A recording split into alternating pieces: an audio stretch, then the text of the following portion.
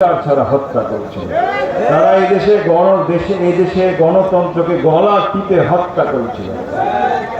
আজকে আওয়ামী লীগের সকল কার্যক্রম নিষিদ্ধ হয়েছে, কিন্তু 1975 সালের জানুয়ারি মাসে শেখ মুজিবুর রহমান সাহেব নিজে গলা টিপে কবর দিয়েছিলেন সেই আওয়ামী লীগ। কিন্তু আপনারা যারা অনেকেই বিএনপি সমর্থক বা এই দেশের শিক্ষিত জনগণ, আপনারা জানেন শহীদ রাষ্ট্রপতি জিয়াউর রহমান এদেশে গণতন্ত্রের প্রবর্তন। উনি এদেশে বহুদলীয় গণতন্ত্র প্রবর্তন করেছিলেন। আজকে যে জামাতে ইসলামী অনেক বিরোধী দল আছে, জামাতে ইসলামীরও নিবন্ধন বন্ধ ছিল। আওয়ামী লীগ যেই দলটির নাম আপনারা শুনেছেন, সেই আওয়ামী লীগও একেবারে ছিল না। সেই আওয়ামী লীগ থেকে বাকশাল হয়ে গেছে, সেই আওয়ামী লীগের মৃত্যু হয়েছিল।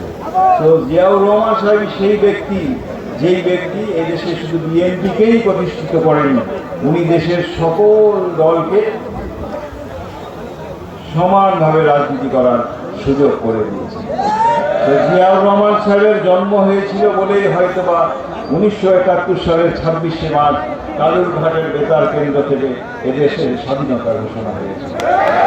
জিয়াউর রহমান সাহেবের জন্ম হয়েছিল বিধায় এদেশে বহুদলীয় গণতন্ত্র শাসন চালু হয়েছিল 1975 পরবর্তী। জিয়াউর রহমান সাহেব ছিল বলে বিএনপি নামক একটি দলের তৈরি হয়েছিল।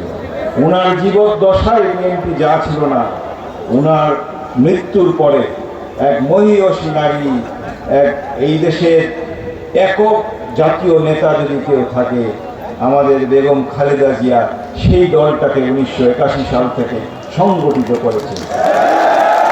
1981 থেকে 1991 পর্যন্ত উনি ডোমারে এসেছে, ডোমারের মতো বাংলাদেশের প্রায় প্রত্যেকটি উপজেলায় গিয়েছে।